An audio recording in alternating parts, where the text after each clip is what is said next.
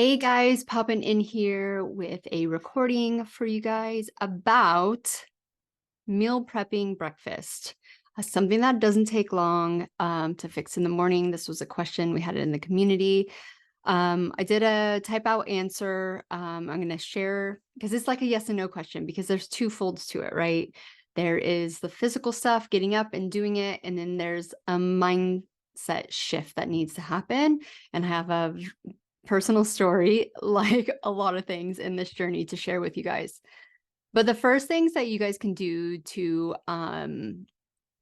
quick and easy is you can prep some veg in the morning or in the evenings when you are making your dinner, and either like cook it and then like reheat it, or just prep it so it's easy just to put into the frying pan or some boiling water alongside your eggs or your bacon or anything you're warming up. I used to, when I first started, I could only eat broccoli in the morning. That was like the only vegetable that I was like down to do. And sometimes I would fry it up in the bacon, like alongside of it, or sometimes I would actually just pop it in the poached egg pan and cook it alongside the poached eggs. So that doesn't really add an extra pan. It's not that hard, all those types of things. The other thing that you can do is just add non-cooked things. So berries, apples, kiwis, a light amount of fruit, mixing them up is always really beneficial. Obviously sauerkraut, if you're eating sauerkraut, I know this could be a mindset shift. And it was really funny. The other week we had some burgers, and I love sauerkraut with burgers. And I gave some to my eldest son, and he's like, "Mom, sauerkraut's for breakfast." I was like, I'm pretty sure you're the only boy here in Hawaii who says that out loud. But things like greens, like bok choy salad, are another great easy add. Black olives, if you're into black olives, or even green olives are really nice. Or if you're doing nuts can be a really easy thing just to throw on your plate. Another thing you can do is make a smoothie the night before. Obviously, it will last a good 24, 48 hours. Maybe you'll have to blend it up in the morning. But once again, I wouldn't rely on this. We really want to be eating most of our food, and I mean like chewing. There's really an important process in the saliva glands that help kind of kickstart your digestion.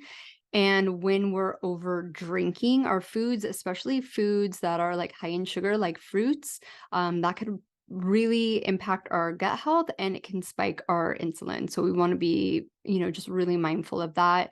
Obviously, when you're making smoothies, you don't want to add in those high fructose ones like banana, because that will really spike your insulin. Keep it to the berries.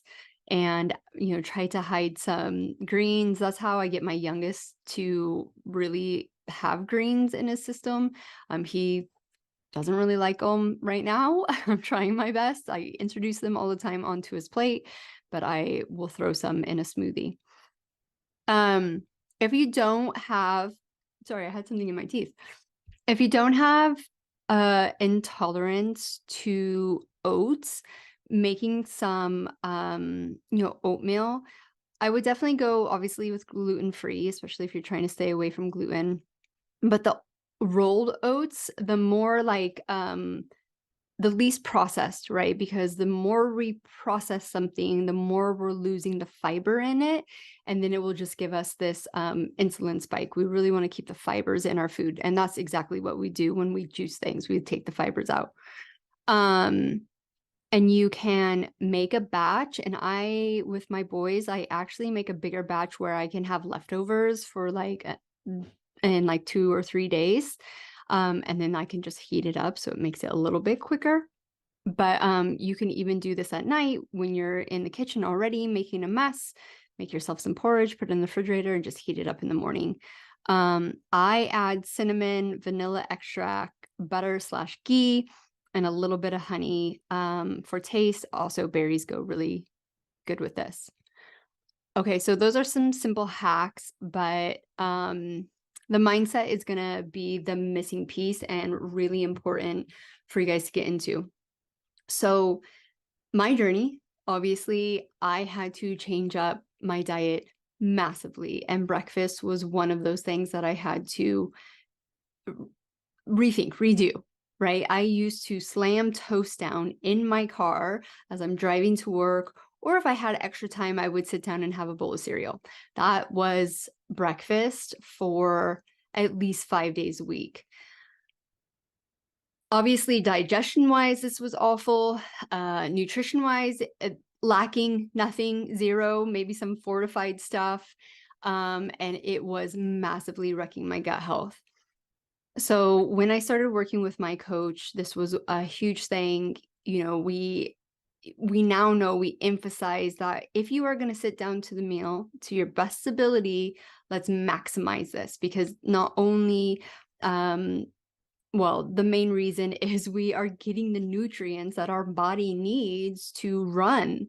And for a lot of us, we are in, survival mode. Our gut health is really poor. So we actually need to really help that. And diet is one of the best ways to do that.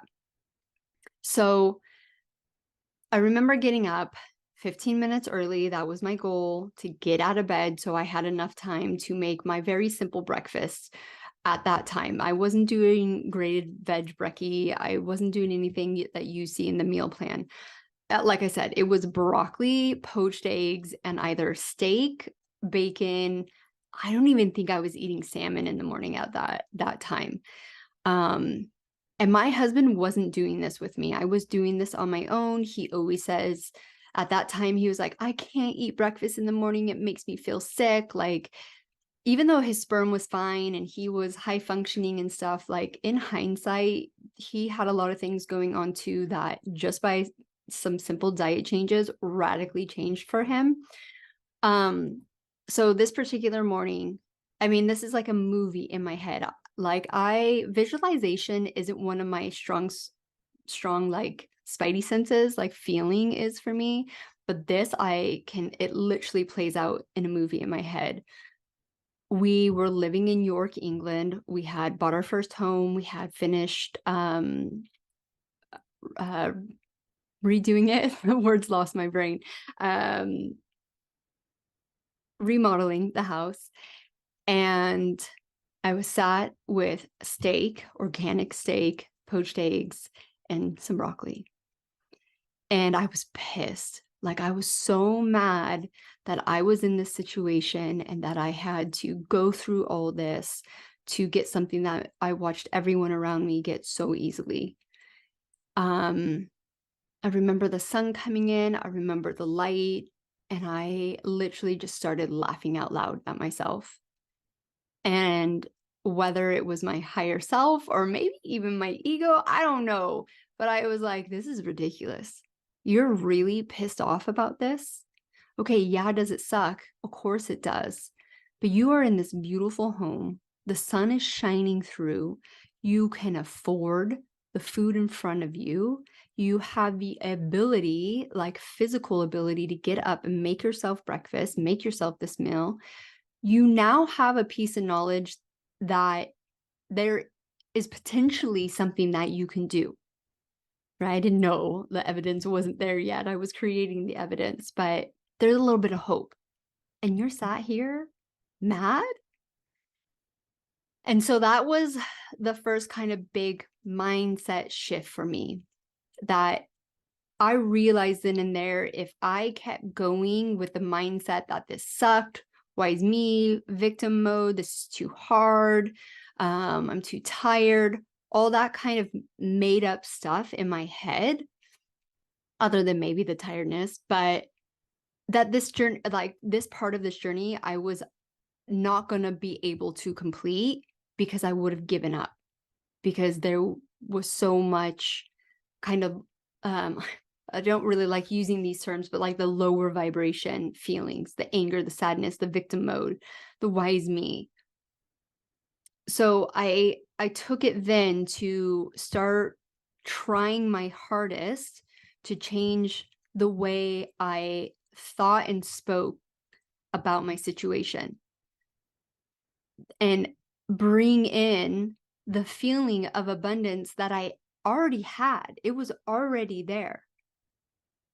You know, if you're sitting here listening to this podcast, you have access to resources that many don't. You have access to this knowledge and you can start moving through doing this, right? Or if you're in this community because you'll watch this first. That is something to really hold on to, grab, and switch up that mindset of like, yeah, I am in abundance here. And you're living in two realities, right? You're living in the reality that you are dealing with fertility issues. Yes. But we're also going to live in the reality that there is an abundance of things that you can do to shift out of that reality you don't want to be in. Okay. So when you feel like you're struggling, and there's some days you are going to struggle, and we're just going to accept that and just be like, okay, this is the day I don't have the time. Or if you wake up late, you don't stick to that commitment, you're just going to keep telling yourself, I'm going to do it tomorrow. I'm going to wake up early. You're going to keep tapping into that mindset that you are abundant, that you have the strength to do the hard things that you're going to have to do to get to your ultimate dreams. Okay, get to that ultimate goal, create that dream family. And I want to point out too that mindset and subconscious beliefs are two different things. And we don't want to stay in fake it till you make it or positive, toxicity, stuff like that, or toxic positivity. We want to get the mindset, watch our default energy, watch where we're going. And if we can't make a simple change, that we're going to choose to feel abundant and wake up 15 minutes early and commit to a nutritious breakfast 80% of the time. If you can't sit in that easily, then you got to go into the subconscious beliefs. Okay, what's going on? Why do I keep replaying this victim mode mentality again and again and again? I know I don't want to be there anymore. And that's when you have to dig into the subconscious belief part. So I do believe mindset and energetics, subconscious mind, are completely two different games. Sometimes mindset can be easy, but when you're feeling that mindset isn't easy, then it's starting to dig into that subconscious beliefs. Are we not feeling worthy enough? Are we not feeling loved enough, especially to ourselves? Right? Do we not love ourselves to do this? So those are really big questions to ask yourself. But if you are stuck in that mindset piece where you're just like, okay, I know I'm faking it. I really don't believe this, or it doesn't feel like abundance when I'm making my breakfast, start tapping into the subconscious. I hope this has helped. It's a big thing, especially if you've grown up in a family that does not value health and eating like crap. Give yourself grace. You're still showing up. You're doing the things, and that's more than most and more than you've previously done in the past. So even if you can look at that growth that you've done and gone, wow, a year ago, I didn't even think like this. Okay, maybe am I still acting a little bit like I was acting a year ago? Yes, but I have this mindset that I did not have last year. That's huge growth. That's what's going to get you to your ultimate goal, and you just consistently walk that. Okay? All right. Have a beautiful week, and we will see you guys next time.